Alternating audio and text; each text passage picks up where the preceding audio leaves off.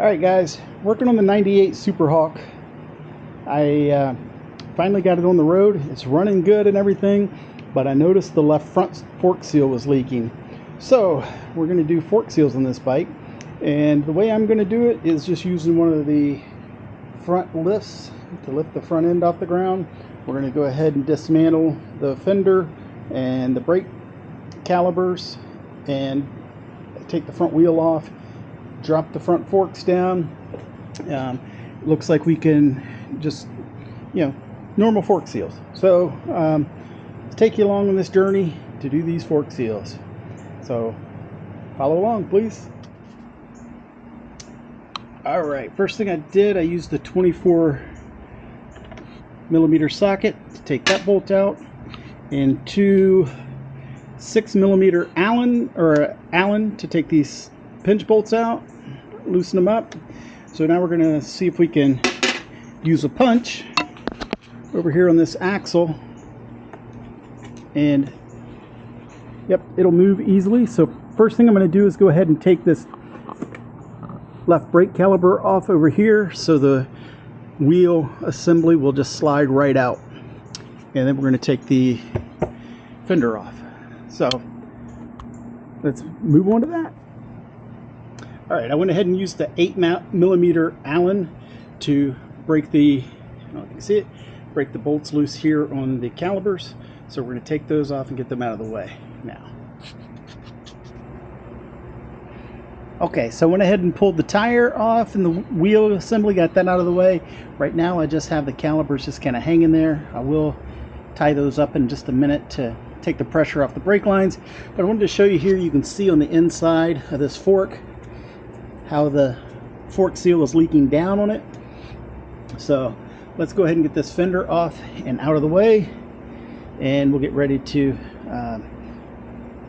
get further into it here. Okay, I got the 4 or 5 millimeter Allens out and have the fender off.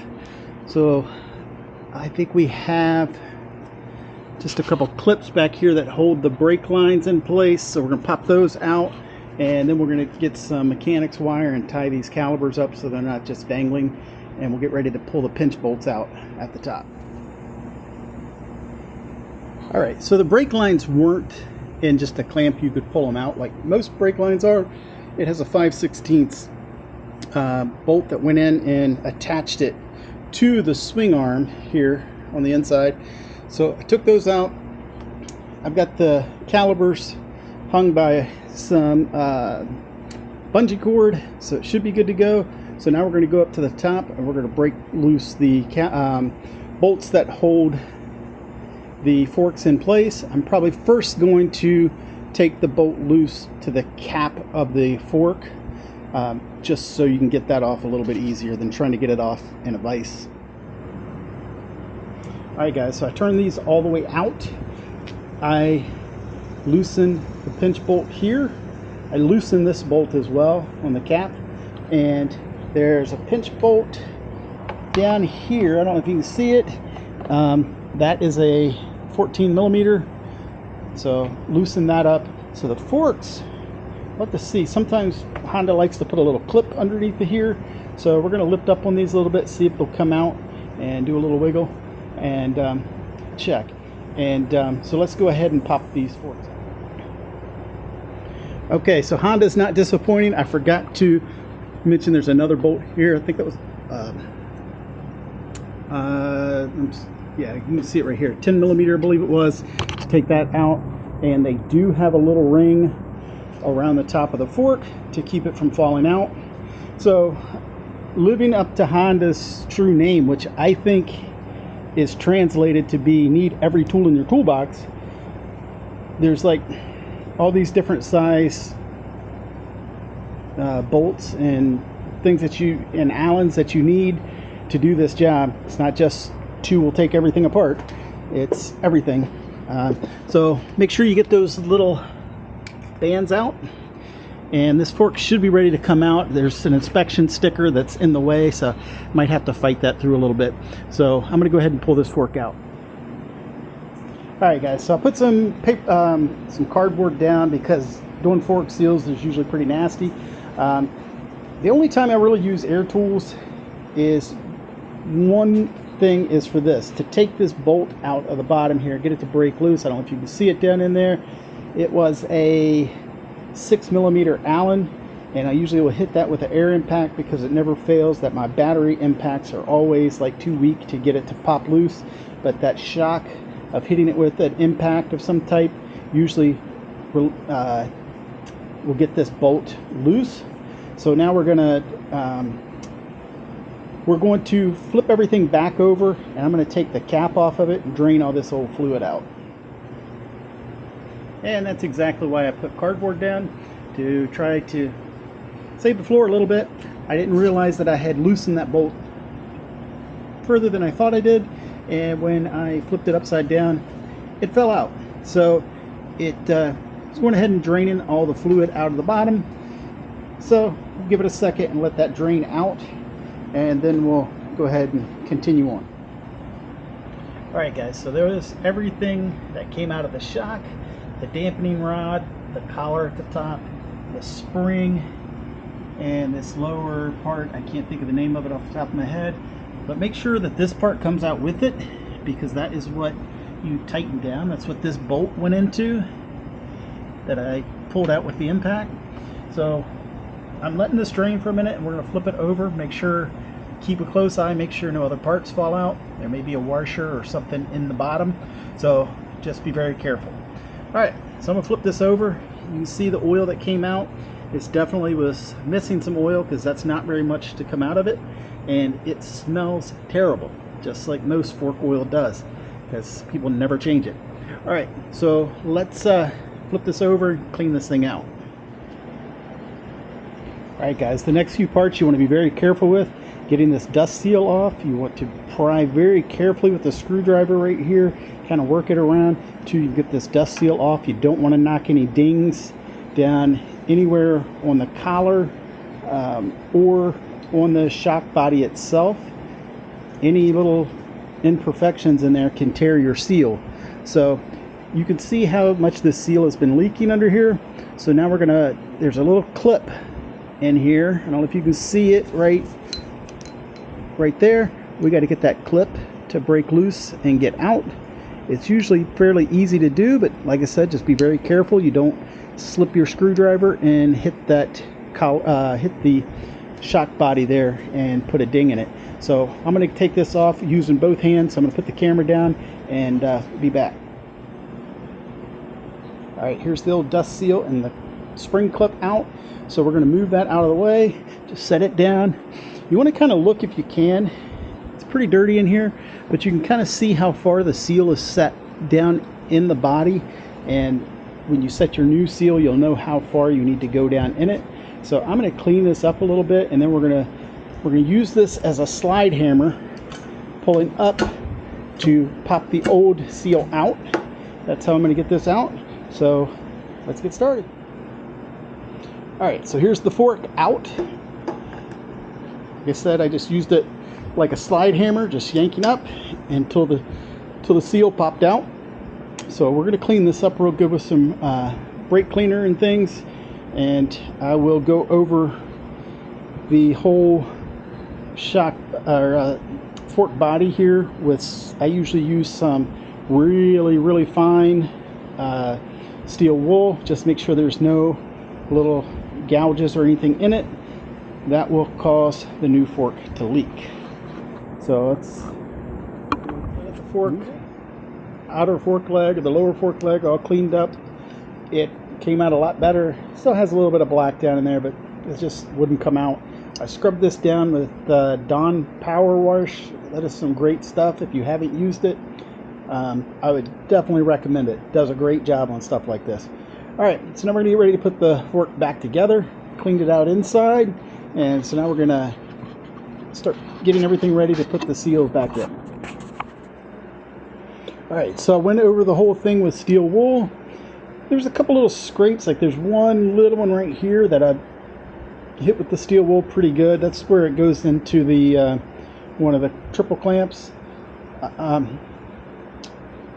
But other than that, it looks really good, really clean. I don't see anything on it that would catch the seal, and So we're going to get ready to put everything back in, put the seal in and all the guts back in it, and get it ready to go back together. But I'm going to put the bushing on first. I left this bushing on. They don't look in too bad a shape. They're a little worn, but not terrible.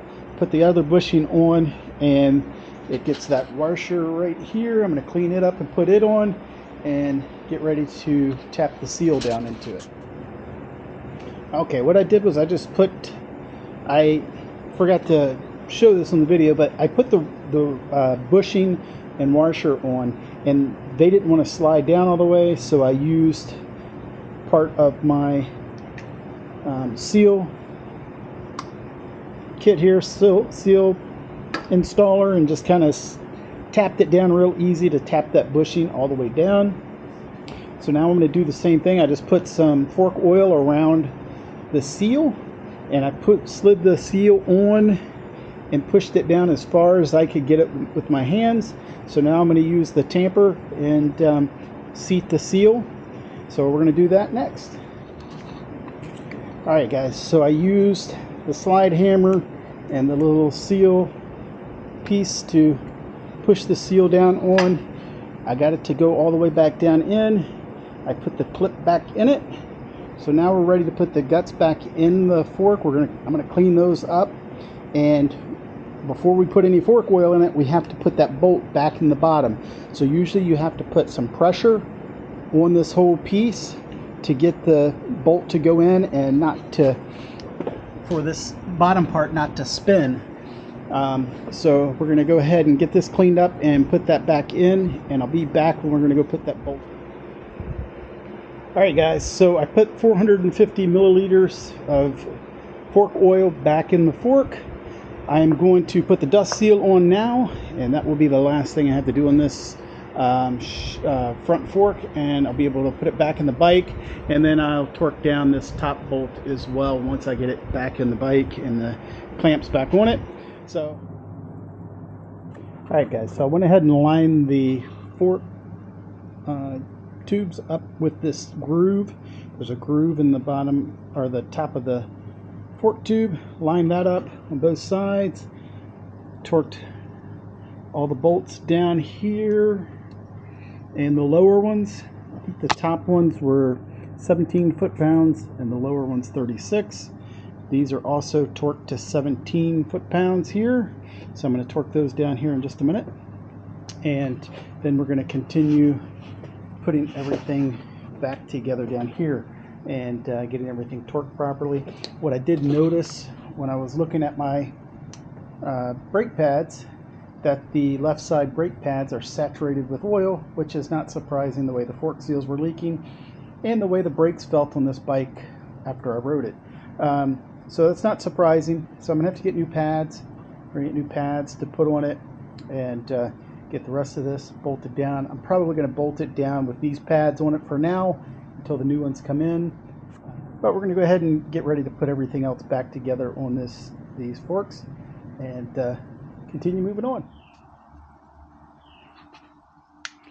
Alright guys, so I've got the forks back in it. I'm getting ready to put the fender back on. I sprayed a little brake cleaner down in these pads to try to clean them up a little bit.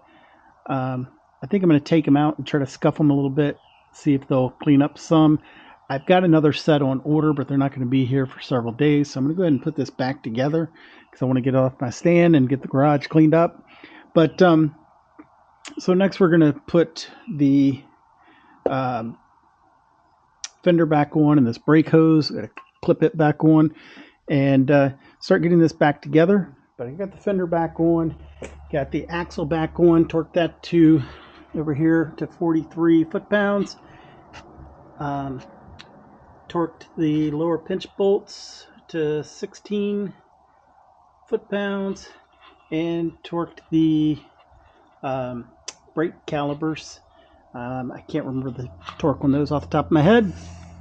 So we're going to go ahead and lower this. I did clean the brake pads up, and they didn't look too terribly bad, but they're pretty much worn out anyhow, so I need to replace them.